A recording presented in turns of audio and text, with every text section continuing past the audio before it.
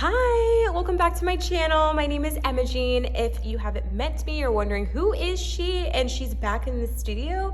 What? My name is Emogene. I am a certified yoga instructor of 200 hours and I can't wait for this new video with you, yoga related. Go ahead and stay tuned. Perfect, welcome to my studio again. I'm going to be going over different variations of high to low plank, or otherwise known as Chaturanga Dandasana.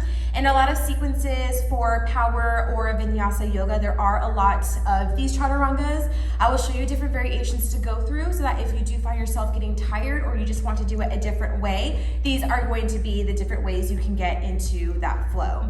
Okay, so first one, starting off from downward facing dog, I will show the standard way of how to go into the flow of your high to low plank or Chaturanga Dandasana. Starting from halfway lift, take a breath in.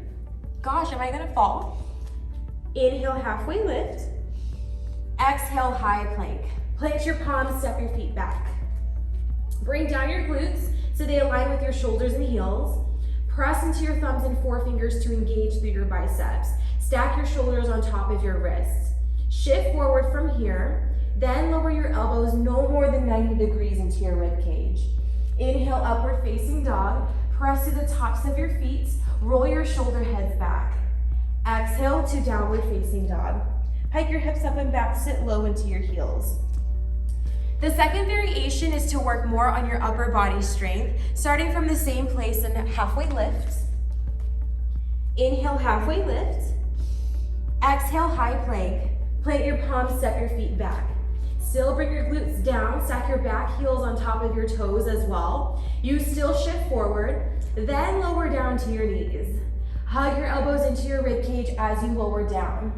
Inhale, upward facing dog. Press to the tops of your feet. Notice when I do this pose, my knees and thighs are up from the ground, but there is always also the option to leave your knees and thighs down to the ground. Breathe in here. Exhale, downward facing dog. Hike your hips up and back. Another variation is to work more for core strength. This one is from halfway lift. Inhale, halfway lift.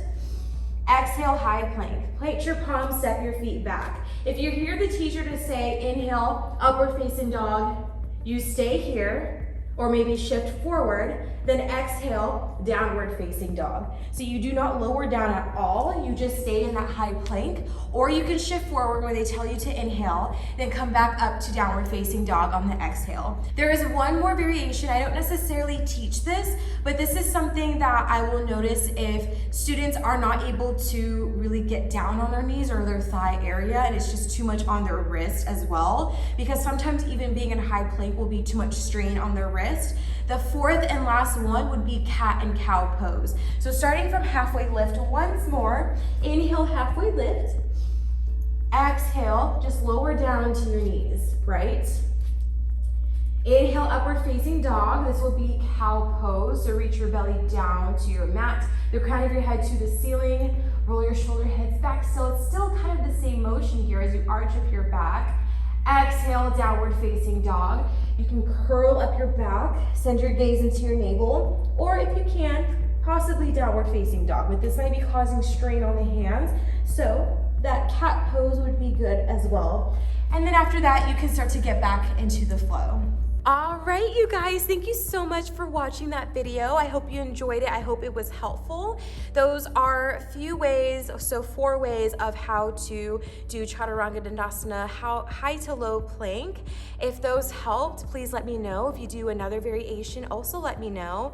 I am always learning as a teacher, and if I'm taking class and other instructors' classes, I always like to make sure that I am including everyone to be able to find their practice to be fun, and if they can't do the pose that the teacher is teaching them, they at least have another pose that they can do as an alternate. Thank you so much for watching. I'll see you in my next video. Bye!